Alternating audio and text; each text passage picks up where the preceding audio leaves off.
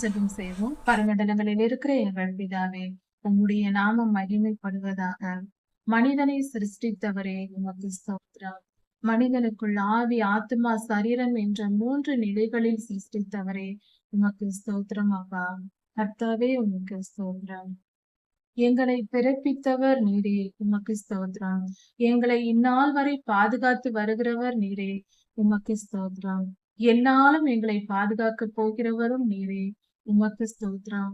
உம்முடைய பரிசுத்த இரத்தத்தை சிந்தி உம்முடைய ஜீவனை தந்து எங்கள் பாவங்களற எங்களை கழுவி சுத்திகரித்து எங்களை மீட்டு கொண்டவர், எங்களை ரட்சித்தவர், எங்களை மாற்றி இருக்கிறவர் நீரே உமக்கு ஸ்தோத்திரம் கர்த்தாவே.